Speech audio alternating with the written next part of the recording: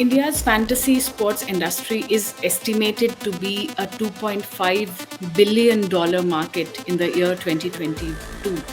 And sports NFTs are like the next big movement. Talking about NFTs, right? So if it is a new concept to, suppose I am a sports fan, it's a new concept to you. How are you going to explain this concept to a common sports fan like me?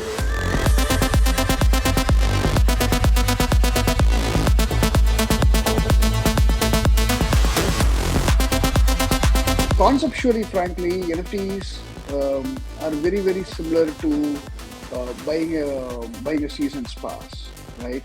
When you buy a season's pass today, you kind of show your passion for your club. You spend a decent amount of money from an Indian perspective, and say, hey, I want to be there in each of the match or as much as possible in as many matches as possible. I want to be there in the stadium supporting the team. Yeah.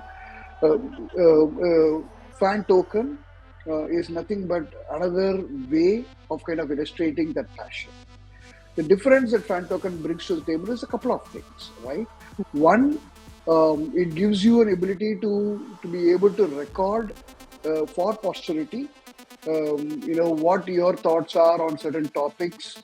As a fan token holder, your vote matters, and those are recorded in a ledger that cannot be muted or changed by anybody else. So therefore, it gives you an opportunity to say, I have had my say in certain decisions that the club is making, right? The second thing it allows the clubs to do is, because you are participating in the active support of the club, it allows the club to in turn turn around and give you additional rewards and the benefits, because it's able to actually literally identify you as the person who's committed to the club over a period of time. And therefore, the clubs are motivated to give you additional rewards, additional abilities or use cases for the tokens that you hold as a supporter of the club. In a very, very simple manner, that's all it is. It's a very simple way of saying, I love my club, I support the club, I believe in the growth of this club over a period of time.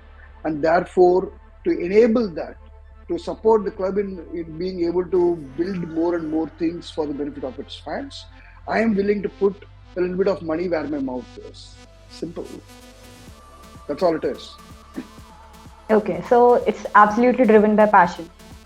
At least the It entry is. is driven by passion. Yeah, I think. See, fundamentally, anything to do with sports, right? You essentially get engaged because you're passionate about fundamentally the sport, and Yeah. also about maybe specific stars and players within the sport, right? So as kids or even as adults, as many of us would like to, collect these kind of tokens in physical forms, all right? And Mhm. most of the time, like cards and etc. etc. So how is collecting NFTs different from collecting the tokens which are tangible? Okay, so there are two things here, right? One is the physical aspect or physical cards, like player cards and stuff that used to be the way people used to actually collect things about clubs and the players in the clubs for different seasons and stuff. My 14-year-old boy does that, so he still continues to collect cards about CSK teams back in 2008, 9, 10 and stuff, right? He trades that. That is the physical world that today everybody is occupying and doing things on. Then there is a concept of tokens, and then there is a concept of NFTs, right? Tokens are essentially a little bit different version of a recording on a blockchain compared to an NFT. An NFT is also a record of a certain asset in a blockchain. They are non-fungible. Tokens are fungible in nature. So NFTs are typically anything of a digital asset, right? It could be a video, it could be a image, it could be audio clipping that becomes an NFT. And those are essentially non-fungible in nature, and they are recorded on the chain. Ownership is tracked on that digital asset through the overall chain process itself, the blockchain process. So every time a transaction is done, that is recorded on the chain. So at any point in time, you are able to go back all the way down to the original issuer and the wallets that it has moved through.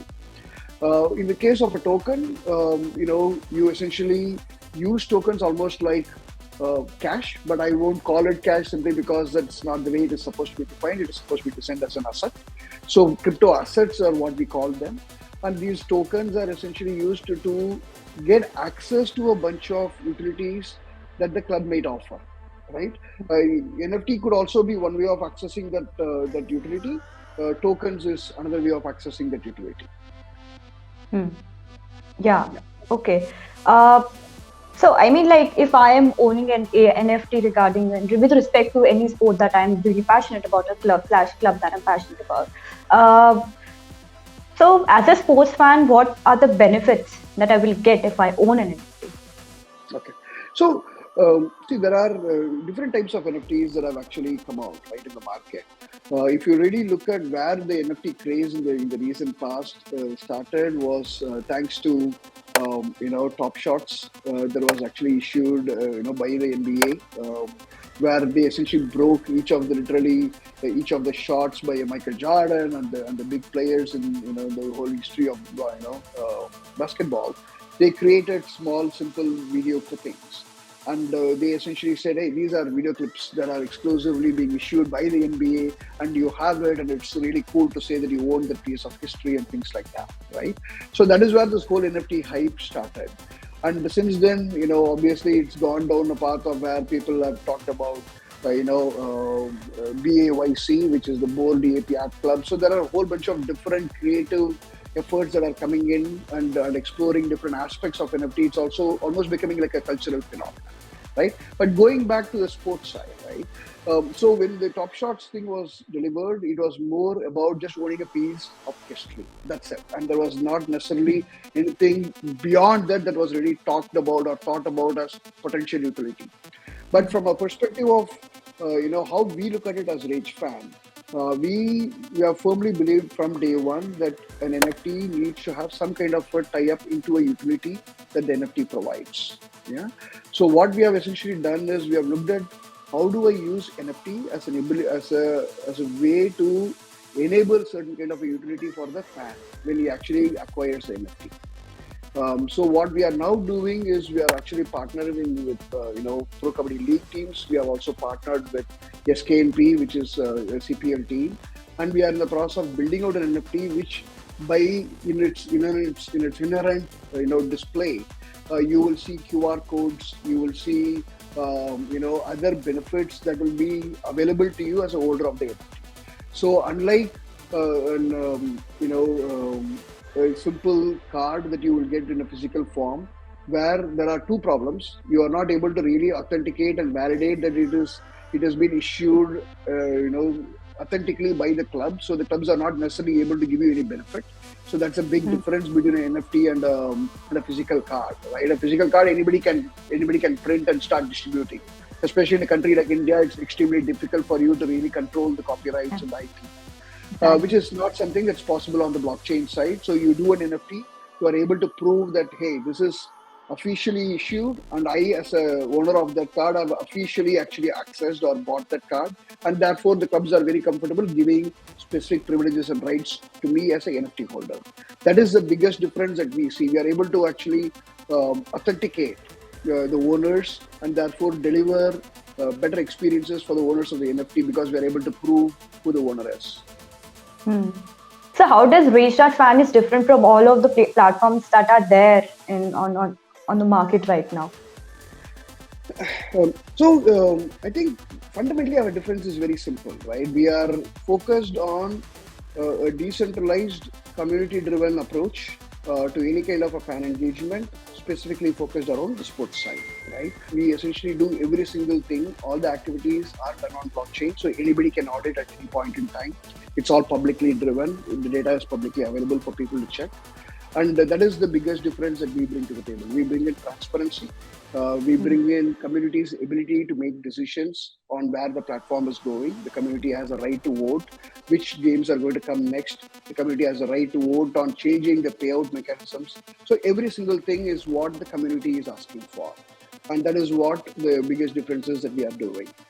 We are also doing a similar approach from a fan token for the Pro Kabaddi League teams that we have signed up with. The Pro Kabaddi League fans will also have the same rights in terms of having an opportunity to give their feedback, interact with their stars in a much better manner. Okay. So I just want to understand one more thing. Can you explain, like you have mentioned that fan first decentralization is there. Great fan, right? Can you give a bit more clarity on it? I understand there is transparency, which is the most basic, which is the fundamental thing about when you're talking about decentralization. Can you give a bit more clarity on that fan first decentralized platform that Reach Fan So, is? so essentially, what we are trying to highlight there is the fact, as I said, in terms of your ability to be a part of decision-making process on where the project is going next, right? I'll be brutally frank. When we launched the project, we had about 12,000 followers on Telegram. Today, we have about 98,000 followers on Telegram. And it is almost like running a public company. So you are continuously in front of the community that's actually interested in what you're doing, that's actually giving you feedback continuously. Obviously, there are big bad days, big bats that are thrown also when we make some mistakes, and there are appreciations also that come along. But you are unlike a traditional business, even if a public sector business, the CEO goes in front of his investors once a quarter. In a decentralized model, in a blockchain model, the CEO is in front of the investors on a daily basis, right? I'm sitting there in front of my Telegram group and answering questions. I'm addressing concerns that they have. So you are essentially really giving, day-to-day weightages to what the feedback is, what their opinion is. What can you do to make sure it is economically viable while you are still listening to the opinion? Right? It's also very easy for you to just blindly follow what the community wants. It's not sustainable. A lot of times it becomes an unsustainable model that the community wants because the community thinks or does not really think in terms of a 3-year cycle or a 6-year cycle or a 9-year cycle of how this project will run. So for them, it's okay if it's not an economically very viable model 3 years later. But as a CEO, I will have to advise them on that. So therefore, there is always quite a bit of interaction, debates that happen, opinions that are expressed. We provide our perspective on it, and then we make a decision. So when you talk about decentralization, that's the biggest aspect, right? You allow people to come in, talk to you, give their perspectives, and then we put certain things to vote, and then based on the votes that are collected, we decide what to do as the next step. So there is complete transparency and an ability to influence the decision by the fans. Yeah, that absolutely makes sense. And so, what sport or league has the highest selling NFTs on your platform for now? Is it Kabaddi? So right now we are yet to launch Kabaddi NFTs. So we have not launched Kabaddi NFTs. We have launched a bunch of NFTs around different sports. So we actually, interestingly, we created using NFT, we created a wonderful way where fans can show their support to their clubs. What I mean by that is we have launched a bunch of NFTs for all the EPL teams. We have launched NFTs for ISL teams, PKL teams, and you can go to our marketplaces and buy these NFTs. And every time your team wins in the real world, you actually get some range tokens as rewards. So the whole idea is that you are a fan of the club and you want to show your support for the club, and to show that you buy this NFT, you spend a little bit of money on it. But in return, you will essentially get rewards every time your team wins, which also means that every time your team is happy and they've done well, you essentially are also happy because you're getting some rewards back, right, from the money that you have spent. So this was actually been fairly successful. It was, quite frankly, it was very successful during the IPL time. Literally all of our NFTs for multiple teams in the IPL got sold very, very quickly. The same thing happened with the T20 World Cup. With PKL and ISL, we have had some reasonable success. I won't say it's been great, but it's been reasonably successful. We actually put out an NFT for every country. For about 70 countries, we put out an NFT during the Olympics. And Okay. every single one of these NFTs were representing one country. So we had NFTs for China, we had NFTs for the US, for UK. About 70 countries we had done. And every time those countries finished in the podium in the Olympics in 2020, I think it happened in 2021, even though it was supposed to be 2020, we actually gave away rewards for those NFT holders. So those are things that have been actually very, very well received. People have been very excited about the fact that they can show their following for the country, their team, and they get rewarded every time the country or the team does very well. So this is the kind of thing that we have been able to build. From a PKL perspective, we are working with the clubs. We have We have created certain moments as NFTs on the chain already. We have also launched our own groups on Telegram. For each of the clubs separately, we have launched our own groups where people who are interested in the fan token, who are interested in the NFTs, can come and join our Telegram group. And when they join the Telegram group, we are also going to now do some add drops of NFTs. So they don't have to do anything, but they'll get an NFT of something that's happening with the PKL teams. For the teams that they are following, they will get NFTs of players and specific actions that the players are doing. So that is actually being built as we speak.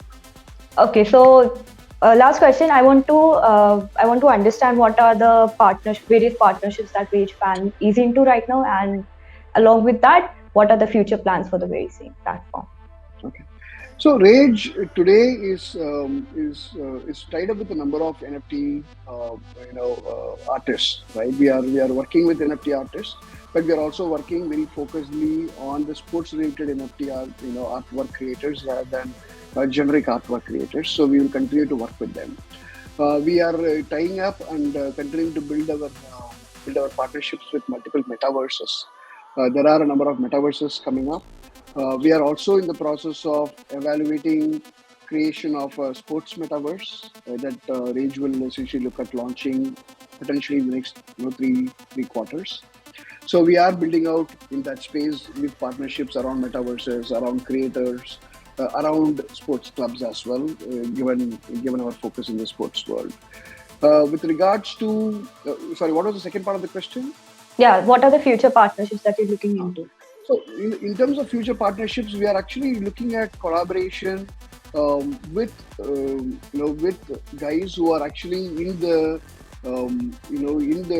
esports segment. We are looking at esports segment as a big segment that we will focus on.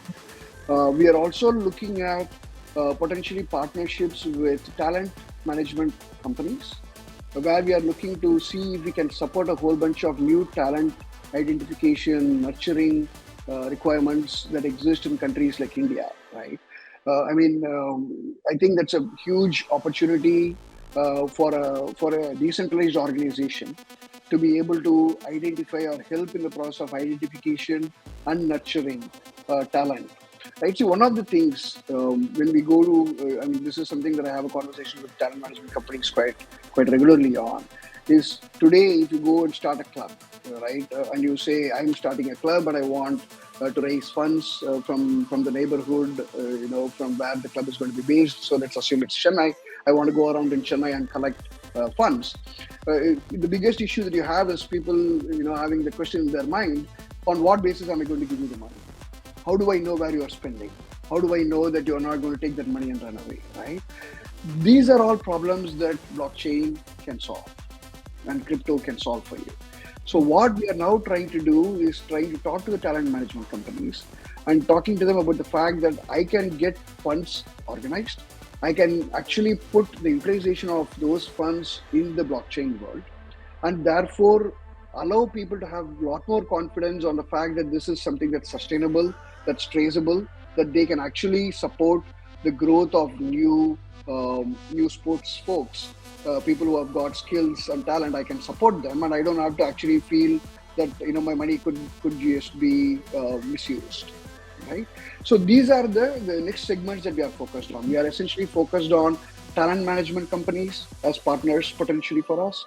We are focused on more metaverse creators from a technology evangelization perspective. We are focused on that, and then we are also continuously focused on new clubs and new fan bases that we can support in terms of fan tokens, NFTs, creating value for them. So our focus around the PKL clubs are also around the value creation. We are actually unlocking value by doing evaluation and value creation for the clubs. We have already finalized the valuation of the clubs for 3 of the 4 clubs that we are partnering with. So we are in the process of helping them unlock those values, because without unlocking those values, you are not going to be able to invest in the future. Yeah. So therefore, you are going to unlock it, and you have to unlock it in a manner where you don't put your day-to-day stuff at risk. So that is what we are trying to do with this whole process. So it's a lot of partnerships coming up. We'll continue to expand into these spaces in sports world. We'll see where we go. Yeah. So now the last question: Where does No, this where does this idea of, so when in the initial, when you were answering the last question, so you said rage. Where does the idea of naming a company Rage came from? I think we were looking, frankly, for a word that reflected, passion and significant belief, right? Believe that, hey, we can make something happen. We can make a change happen. As I said, when we started, there was a little bit of a socialistic tinge to the whole experiment, and we continue to keep that, right?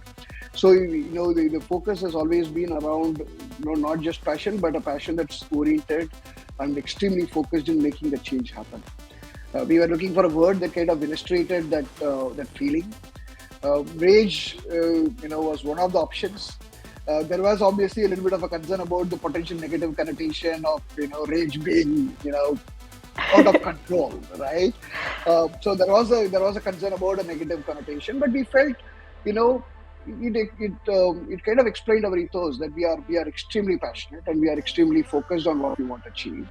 And we will leave no stone unturned in achieving that. I mean, you can always guide that passion and serious approach that you take to something and make it work. So that's why we said, okay, it's okay. We'll still call ourselves Rage, even though there was a little bit of a Yeah. are there going to be another connotation, question? Yeah. Right. I mean, exactly. I mean, so what I personally felt is that, okay, technology is something that makes everyone feel included, regardless of caste, of custom, conviction, and cuisine. So I think this is where the Yeah, social consciousness also lies. exactly. It is in a lot of ways. You're absolutely right. It's a great leveler, right? It allows you access that you never had before, that you couldn't have enabled in a physical world, that Mm. easily. That allows you to do certain things that you could not do in a physical world. It also comes with its own set of challenges, and people continue to work towards addressing those challenges, just like with every other technology, right? But yes, without the technology advances, I don't think the societal advances, the changes that we are seeing would have been possible. And we just have to keep being aware of that fact and do the right things. Yeah. Yeah, absolutely. Yeah, that's it. Thank you so much for this interview. What an amazing interview it has been. And all the best for future endeavors, sir.